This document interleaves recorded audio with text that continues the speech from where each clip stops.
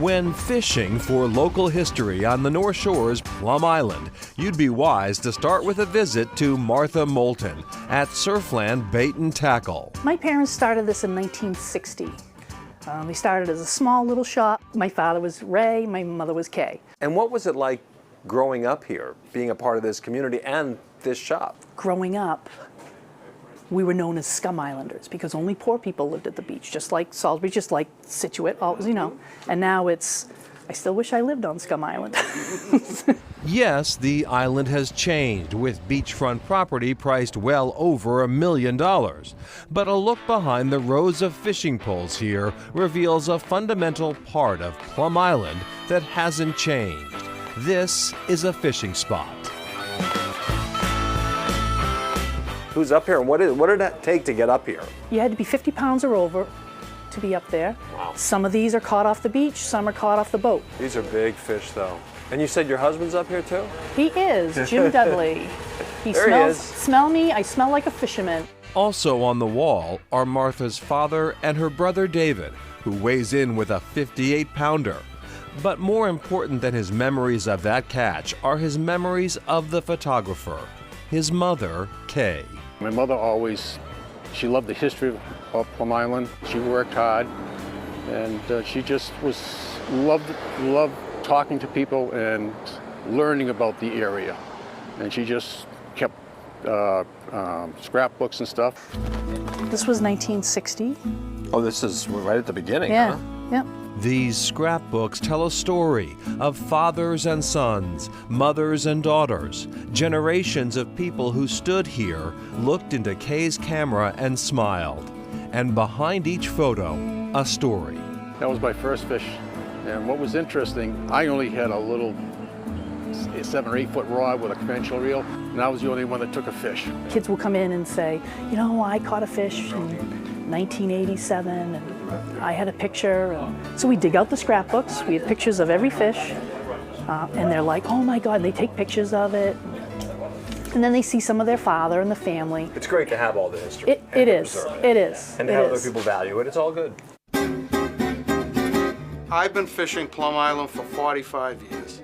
In 2008, the history of Plum Island leapt out of the scrapbooks and onto the screen with James Waldron's documentary, Real People, Fishermen of Plum Island. I moved to Plum Island in 2000, and I started fishing again. Then I realized that this place was like Aspen if you're a skier, right? There's great fishing and a very interesting mix of people. While the vibrant fishing community is the heart and soul of the piece, historical depth is added by 2 local legends. The first, Bob Smith. I probably came up in 1953. He was like one of the fence posts of Plum Island fishing. He was a tremendous fisherman, really nice guy, and he was an amateur 8mm film guy. And that's where I got all the archival footage from the film. The second person James knew that he needed in his film was Kay Moulton. I was born and brought up in Newburyport. My father owned Riverside Dairy. I remember the day I was asking her, I was really kind of nervous to ask her. And one of my neighbors came in, he says, oh, you gotta be in it, because otherwise there's no story. James interviewed Kay for 2 hours, and in that time gained new insight into the woman who had spent so many years documenting others. Got married, and my husband said, let's start a bait and tackle shop. So we came down to Plum Island, and been here ever since, and that was 1960. Kay passed away in 2018, but for anyone who came through this shop, she is not forgotten. When she passed away, this I Miss Kay thing started, and they still talk about my mother. I still get phone calls, you know, is Kay there? I'm like, oh, sorry, she's not. Kay Moulton ran Surfland from 1960 to 2018, and I'm gonna miss her. Of all the fish that I've taken pictures of, I have on the wall, you know, the big ones. I go through and there's so many of them that have passed away. Life goes on, but you miss those old timers.